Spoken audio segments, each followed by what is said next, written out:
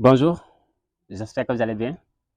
Et aujourd'hui, nous allons corriger un examen de session 2023 CFE, certificat de fin d'études élémentaires au Sénégal, qui est un problème, c'est-à-dire en mathématiques.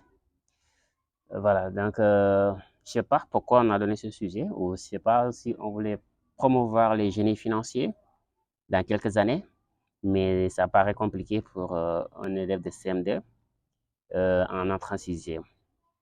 Voilà, donc de toute façon, on va proposer la solution de l'examen, l'épreuve de mathématiques, session 2023 au Sénégal. Et restez jusqu'à la fin parce que cette résolution, vous allez vous-même voir que c'est, même l'exercice va vous montrer que là, c'est un cas qui est compliqué pour un élève. Voilà, donc je ne sais pas pourquoi on a donné, mais peut-être que les enfants l'ont enseigné, peut-être l'ont appris, ces arts d'exercice au niveau de préparation, on ne sait jamais. Et voilà. Donc, nous allons lire les preuves d'abord avant de proposer la solution. Et moi, je veux corriger ça parce que je vois que ça a une relation avec, forcément, avec la comptabilité ou la mathématique financière. Donc, c'est pourquoi j'ai dit, je ne sais pas si il veut promouvoir les génies financiers ou les génies comptables dans quelques années. On ne sait pas. Voilà. L'exercice. Ta tante veut acheter un Ta tante veut acheter un téléviseur dont le prix marqué est de 320. Le vendeur lui propose deux possibilités d'achat. Si elle paye au comptant, il lui accorde une réduction de 5%. Si elle paye à crédit, elle doit verser à la livraison le quart du prix marqué. Le reste majoré à 10% sera payé en versement mensuel, égaux pendant une année, 3 mois. Ta tante choisit d'acheter à crédit. Travail à faire, le montant calculer le montant d'un versement mensuel. Deuxième question, le montant de la différence entre les deux possibilités d'achat.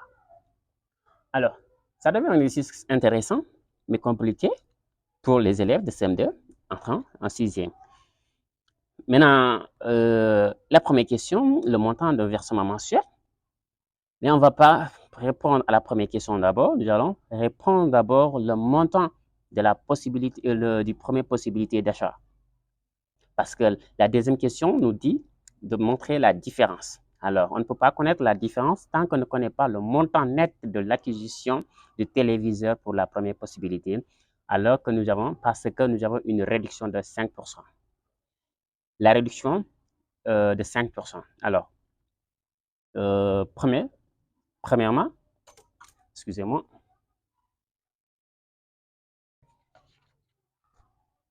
Alors, ici, j'aurai ce qu'on appelle, j'aurai ici, euh, j'aurai le montant brut. Le montant brut est de 320 000. Le montant brut de 320 000. La réduction commerciale de 5%. Alors, le montant de réduction, MR, est égal à montant brut marqué fois 5% divisé par 100, parce que les 5 est en pourcentage, divisé par 100, ce qui nous donne le montant de réduction. De ça, si on multiplie et on divise par 100, nous aurons 17 000. Faisons des calculs. 320 000 fois 0, nous aurons 16 000 plutôt que 17 000. Vous voyez, je n'ai pas utilisé la machine. Nous aurons 16 000 ici. C'est le montant de réduction. Maintenant, le montant net de l'achat pour la première possibilité. Pour la première possibilité, on aura 320 000, le montant brut, moins la réduction de 16 000. Nous aurons 304 000. C'est ça le montant que nous allons payer. La tante va payer quand elle fait la première, elle décide d'acheter au comptant. Maintenant, l'exercice nous dit que notre tante a décidé d'acheter, n'a pas acheté au comptant. Donc, quand elle n'a pas acheté au comptant, nous allons déterminer le montant de versement pour chaque mois, qui sont des versements égaux. Pour faire ça, première question, le montant d'un versement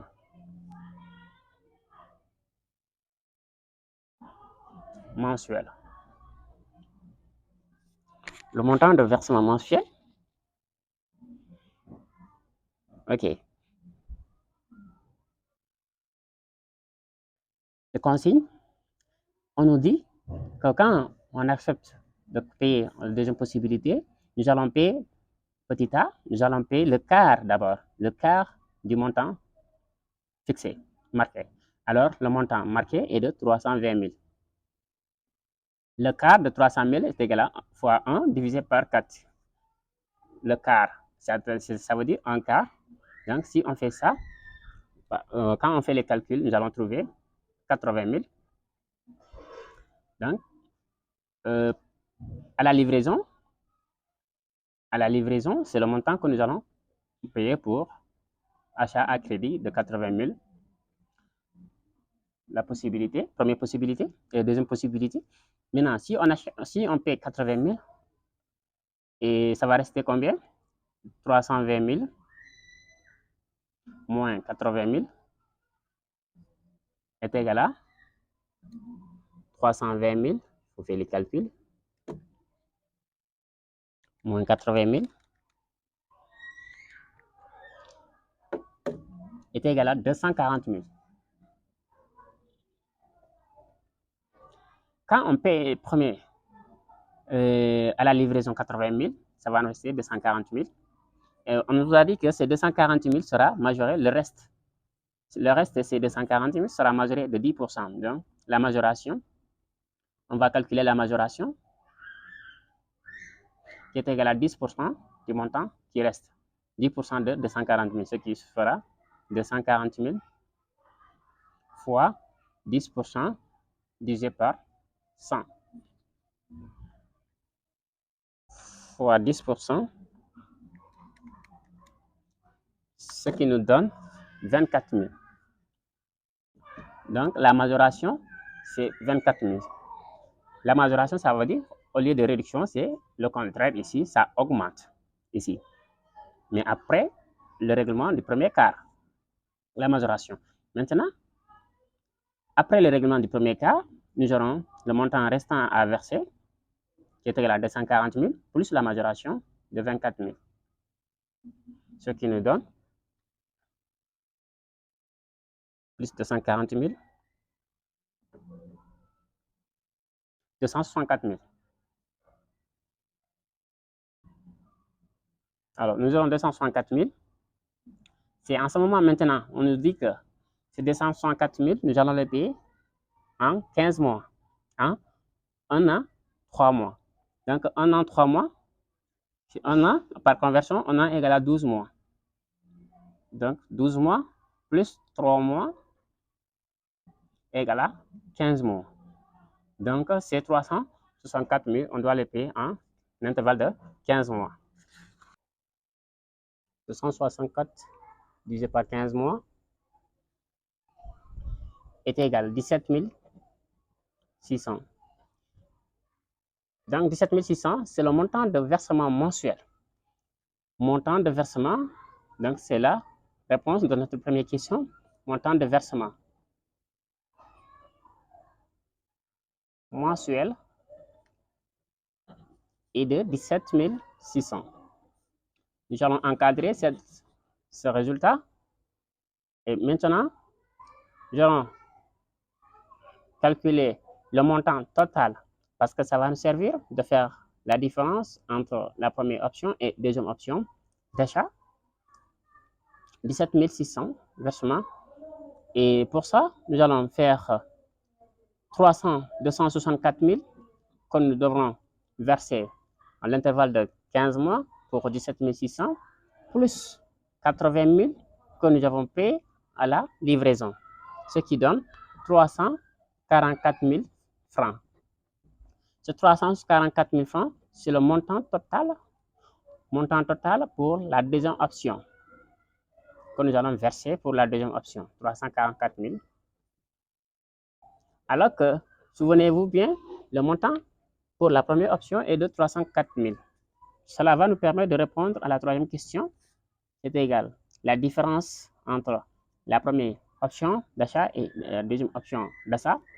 Deuxième option qui est égale à le montant est de 344 et que première option qui est égale à 304. N'oubliez pas ici, nous avons eu une réduction parce que nous avons payé au comptant. Et maintenant, la différence, nous aurons deuxième possibilité d'achat moins première possibilité d'achat. Et nous aurons ici 40 000. La différence est égale à 40 000. Cela veut dire tout simplement que si notre tante a décidé d'acheter à la deuxième option, elle va payer plus de 40 000 francs que si elle tente qu'elle achète à la première option. Donc, c'est à elle de voir. Mais le juge nous a déjà dit qu'elle a accepté la deuxième condition. Voilà, c'est tout pour la solution de cet exercice. Merci, on se dit à la prochaine fois. Merci beaucoup.